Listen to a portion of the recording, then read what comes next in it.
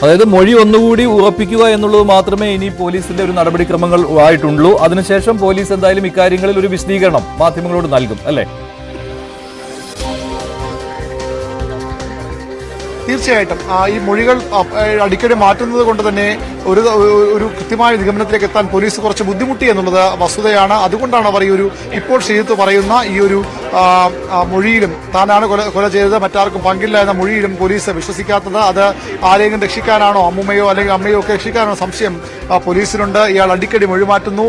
ഈ കുടുംബവും ആ രീതിയിൽ അന്വേഷണത്തോട് സഹകരിക്കുന്നില്ല. അവർ പലപ്പോഴും പോലീസിനോട് നിങ്ങൾ കണ്ടെത്തിക്കോളൂ, നിങ്ങളിലെ കണ്ടെത്തേണ്ട തരത്തിലുള്ള ഒരു ധാർഷ്ട്യം മറുപടി പോലും പലപ്പോഴും പറയുന്നുണ്ട്. പരമാവധി അന്വേഷണ സംഘത്തെ വഴിതെറ്റിക്കാൻ ഇത് ആദ്യം മുതൽ വിവരം പോലീസ് അറിയിച്ചത് മുതൽ, തീപിടുത്തമുണ്ടായി കുഞ്ഞിനെ കാണാനില്ല എന്ന് അറിയിച്ചത് മുതൽ ഈ ഒരു വൈരുദ്ധ്യം ഈ കുടുംബത്തിന്റെ ഭാഗത്ത് നിന്ന് ഉണ്ടാകുന്നുണ്ട്. അതുകൊണ്ട് കൂടിയാണ് പോലീസ് ആദ്യം തന്നെ ഈ വീട്ടിനുള്ളിൽ കയറി മറ്റാരോ കുട്ടിയെ കടത്തിക്കൊണ്ടുപോയി എന്നൊരു സംശയ കുടുംബം പ്രകടിപ്പിക്കുമ്പോൾ അങ്ങനെയല്ല, അവിടെ മറ്റൊരു സംഭവങ്ങൾ നടന്നിട്ടുണ്ടെന്ന് വളരെ വ്യക്തമായി തന്നെ പോലീസിന് ആദ്യഘട്ടത്തിൽ തന്നെ മനസ്സിലായി. ഈ കുടുംബം ഇതിൽ എന്തൊക്കെയോ ഒളിക്കുന്നുണ്ട്, എന്തൊക്കെയോ നാടകങ്ങൾ ഇതിനു പിന്നിൽ നടക്കുന്നുണ്ട്, വളരെ കൃത്യമായി ആസൂത്രിതമായ ചില പെരുമാറ്റങ്ങൾ ഇവരുടെ ഭാഗത്തുണ്ടാകുന്ന പോലീസ് ഉറപ്പിക്കാൻ കാരണം അതാണ്. അതുകൊണ്ടാണ് ഈ കുടുംബത്തെ കേന്ദ്രീകരിച്ച് തന്നെ അന്വേഷണം മുന്നോട്ട് പോയത്. ഈ അമ്മയ്ക്കും അച്ഛനും മൂത്ത സഹോദരിക്കും അതുപോലെ തന്നെ അമ്മാവനും ഒക്കെ ഒപ്പം വീട്ടിൽ കിടന്നുറങ്ങിയ 2 വയസ്സുള്ള കുട്ടി, 2.5 വയസ്സുള്ള കുട്ടി എങ്ങനെയാണ് പുറത്തേക്ക് പോയത്? അവരറിയാതെ പുറത്തേക്ക് പോകില്ലെന്ന് പോലീസ് ആദ്യം തന്നെ ഉറപ്പിച്ചു. അതിന്റെ അടിസ്ഥാനത്തിലാണ് അവരെ കസ്റ്റഡിയിലെടുത്ത് ചോദ്യം ചെയ്ത് ആ കിണറ്റിൽ കുട്ടിയെ ഇട്ടിരിക്കാനുള്ള സാധ്യത തിരിച്ചറിഞ്ഞാണ് പോലീസ് ഫയർഫോഴ്സിനെ കൊണ്ട് ആ കിണറ്റിൽ പരിശോധന നടത്തിച്ചത്. അവിടെ മുതൽ ഈ കുടുംബത്തിന്റെ പങ്ക് പോലീസിന് വ്യക്തമായിരുന്നു. പക്ഷേ ആരാണ് ഈ നിഷ്ഠൂരമായ കൃത്യം, കൊലപാതകം ചെയ്തത്, എന്താണ് ഇതിന്റെ കാരണങ്ങൾ, ആരുടെയൊക്കെ സഹായം അതിലുണ്ടായി എന്ന കാര്യങ്ങളിലാണ് പോലീസിന്റെ അന്വേഷണം രാവിലെ മുതൽ പുരോഗമിച്ചത്. അതിൽ തന്നെയാണ് ഇപ്പോഴും പോലീസ് ഒന്നുകൂടി സ്ഥിരീകരണത്തിലേക്ക് കാത്തിരിക്കുന്നത്. ഈ ഹരികുമാറിന്റെ മൊഴി പൂർണ്ണമായും വിശ്വാസത്തിലെടുക്കുന്നതിന് പകരം അതിലെന്തെങ്കിലും കള്ളങ്ങളുണ്ടോ, കളവുണ്ടോ, അതിൽ പാകപ്പിഴയുണ്ടോ എന്ന കാര്യമാണ് പോലീസ് ഒന്നുകൂടി പരിശോധിക്കുന്നത്. ആ പരിശോധനയ്ക്ക് ശേഷമാകും ഇവരുടെ അറസ്റ്റ് ചെയ്യപ്പെട്ട നടപടികളിലേക്ക് പോലീസ് കടക്കുക. ഏറെക്കുറെ പോലീസിന് ഇവർക്ക് ഈ കുടുംബത്തിന് 3 പേർക്കും വളരെ കൃത്യമായ പങ്ക് കൊലപാതകത്തിൽ ഉണ്ടായി എന്ന കാര്യത്തിൽ പോലീസിന് വ്യക്തതയുണ്ട്. അത് ഒന്നുകൂടി സ്ഥിരീകരിക്കുകയാണ് പോലീസ്. കാരണം വളരെ പ്രധാനപ്പെട്ട ഈ മൊഴികൾ വളരെ പ്രധാനപ്പെട്ടതാണ്. ശാസ്ത്രീയ തെളിവുകൾക്കൊപ്പം തന്നെ ഇതിലേക്ക് എത്തിച്ചതിന്റെ കാരണങ്ങൾ പ്രതികളിൽ നിന്ന് കൂടി പോലീസിനെ ചോദിച്ചറിയേണ്ടതുണ്ട്. അത്തരം തെളിവ് ശേഖരണത്തിന്റെ ഭാഗമായി കൂടിയാണ് ഈ ചോദ്യം ചെയ്യൽ ഇപ്പോൾ പുരോഗമിക്കുന്നത്. അരുൺ, ഇപ്പോൾ ഈ ഹരികുമാർ ചിലപ്പോൾ ഈ അന്വേഷണത്തെ വഴിതെറ്റിക്കുന്ന രീതിയിൽ അല്ലെങ്കിൽ കുറ്റം ഏറ്റെടുക്കുന്ന രീതിയിൽ ഉള്ള മൊഴി നൽകിയിട്ടുണ്ടാകാം എന്നുള്ള സംശയം പോലീസിന് വന്നിട്ടുണ്ടല്ലോ. പക്ഷേ എല്ലാവരും അറിഞ്ഞാണ്, ഇതിൽ അച്ഛനൊഴികെ ബാക്കി എല്ലാവരും ഇത് അറിഞ്ഞിട്ടുണ്ട്. അതിൽ ആരാണ് കൊലപ്പെടുത്തിയത് എന്ന കാര്യം ചിലപ്പോൾ ഈ ഹരികുമാർ സ്വയം കുറ്റം ഏറ്റെടുക്കുന്ന രീതിയിൽ മൊഴി നൽകിയിട്ടുണ്ടാവാം. ഇത് ഈ ഒരു സംശയമല്ലേ ഇപ്പോൾ ഒടുവിൽ പോലീസിനുള്ളൂ. ഇത് മാറ്റുന്നതിനുള്ള അവസാന ചോദ്യം ചെയ്യലുകളല്ലേ ഇപ്പോൾ നടക്കുന്നത്? അതുതന്നെയാണ് മഞ്ജുഷ. ഒന്നുകിൽ കൊലപാതകം നടന്നയുടൻ ഇവർ അറിഞ്ഞിരിക്കുന്നു, അത് പരസ്പരം സംരക്ഷിക്കാൻ ശ്രമിക്കുന്നു, അല്ലെങ്കിൽ ഈ കൊലപാതകം ഇവർ 3 പേരും ആസൂത്രണം ചെയ്തതാണ്.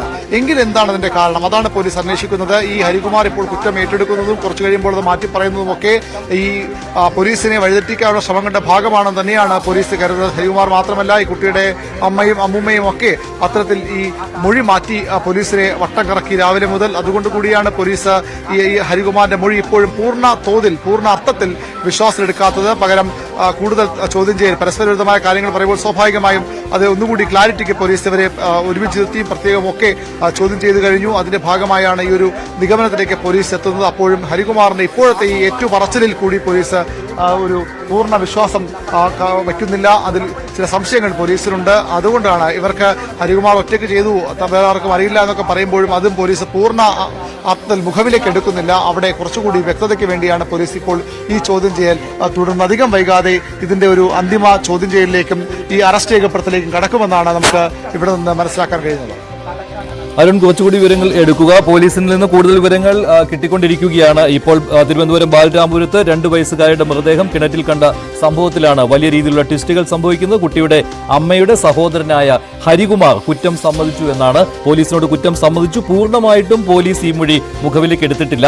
കുട്ടിയെ കിണറ്റിൽ എറിഞ്ഞു കൊന്നു എന്നാണ് പോലീസിനോട് ഇയാൾ പറഞ്ഞിരിക്കുന്നത്. ഇത് കുട്ടിയുടെ അമ്മയെ സംരക്ഷിക്കുന്നതിന് വേണ്ടിയാണോ, സ്വന്തം സഹോദരിയെ സംരക്ഷിക്കുന്നതിന് വേണ്ടിയാണോ എന്നുള്ള സംശയം പോലീസിനുണ്ട്. അതിനാൽ തന്നെ തിരിച്ചും മറിച്ചുമുള്ള ചോദ്യം ചെയ്യലുകളാണ് ഇപ്പോൾ പോലീസ് നടത്തിക്കൊണ്ടിരിക്കുന്നത്. കുട്ടിയുടെ ശരീരത്തിൽ മുറിവുകൾ ഇല്ലെന്ന് ദേഹപരിശോധനയിൽ വ്യക്തമായിട്ടുണ്ട്. വീട്ടിൽ തന്നെ ഉള്ള ആളാണ് കൊലപാതകം നടത്തിയിട്ടുള്ളത് എന്ന കാര്യം പോലീസിന് നേരത്തെ തന്നെ ഉറപ്പുണ്ടായിരുന്നു. അതിനാലാണ് കുട്ടിയുടെ അമ്മയെയും അച്ഛനെയും മുത്തശ്ശിയെയും അമ്മാവനെയും പോലീസ് ചോദ്യം ചെയ്തത്. ഇതിൽ കുട്ടിയുടെ അച്ഛന് ഈ കൊലപാതകത്തിൽ പങ്കില്ല എന്ന് പോലീസ് ഉറപ്പിച്ചിരിക്കുകയാണ്. അങ്ങനെയാണ് കുട്ടിയുടെ അമ്മാവന്റെ മൊഴിയിലേക്ക് പോലീസ് വന്നത്. കോട്ടുകാൽ കോണം എന്ന സ്ഥലത്തെ ഈ സംഭവത്തിൽ ശ്രീധുവിന്റെയും ശ്രീജിത്തിന്റെയും മകൾ ദേവേന്ദുവാണ് മരിച്ചത്. ഇന്നലെ രാത്രി വീട്ടിൽ മാതാപിതാക്കൾക്കൊപ്പം ഉറങ്ങാൻ കിടന്ന കുട്ടിയെയാണ് ഇന്ന് രാവിലെ കാണാനില്ല എന്ന് മനസ്സിലാക്കുന്നത്. കുടുംബവും ഒപ്പം തന്നെ നാട്ടുകാരും തിരച്ചിൽ നടത്തിയിരുന്നു. പിന്നീട് മൃതദേഹം കിണറ്റിൽ കണ്ടെത്തുകയായിരുന്നു. കുഞ്ഞിനെ ജീവനോടെ കിണറ്റിലെറിഞ്ഞു കൊന്നുവെന്നാണ് ഹരികുമാർ പോലീസിനോട് പറഞ്ഞിരിക്കുന്നത്. കുറ്റകൃത്യം ഒറ്റയ്ക്ക് ചെയ്തു എന്നാണ് ഹരികുമാർ പറഞ്ഞത്. എങ്കിലും അങ്ങനെ വരാൻ സാധ്യതയില്ല എന്ന നിഗമനത്തിലാണ് പോലീസ്. അതിനാലാണ് വീണ്ടും ചോദ്യം ചെയ്യുന്നത്. പോസ്റ്റ്മോർട്ടം നടപടികൾ ഉണ്ട്. കുട്ടിയെ കിണറ്റിലെറിഞ്ഞു കൊന്നതാണ് എന്ന സംശയം പോലീസിന് ഉണ്ടായിരുന്നു. ഹരികുമാർ എന്നയാൾ മാനസിക വെല്ലുവിളി നേരിടുന്ന ആളാണെന്നും പോലീസ് പറയുന്നുണ്ട്. പുലർച്ചെ 5:30യോടെയാണ് പോലീസിന് കുട്ടിയെ കാണാനില്ല എന്ന വിവരം കിട്ടുന്നത്. അരുൺ, ഇപ്പോൾ അവിടെ എന്തൊക്കെയാണ് ഇപ്പോൾ നടപടിക്രമങ്ങൾ ഉള്ളത്?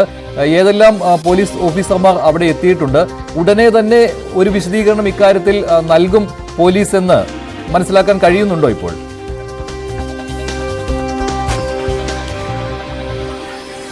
അധികം വൈകാതെ പോലീസിന്റെ വാർത്താ സമ്മേളനം ഉണ്ടായിരിക്കും. നെയ്യാറ്റിൻകര ഡിവൈഎസ്പി അടക്കമുള്ള ഉദ്യോഗസ്ഥർ ഇവിടെ ഉണ്ട്. ഈ ഏറ്റവും പ്രധാനപ്പെട്ട കാര്യം ഈ പ്രതികളുടെ മറ്റു പശ്ചാത്തലങ്ങൾ കൂടി പരിശോധിക്കുന്നുണ്ട്. ഇവരുടെ കുടുംബ ബന്ധങ്ങളിലെ ചില അസ്വാരസ്യങ്ങൾ, ചില പ്രത്യേകതകളൊക്കെ പോലീസ് ഇതുമായി ബന്ധപ്പെട്ട് ചില വിവരങ്ങൾ പോലീസ് ലഭിച്ചു. അത്തരം കാര്യങ്ങളും പോലീസ് പരിശോധിക്കുന്നുണ്ട്.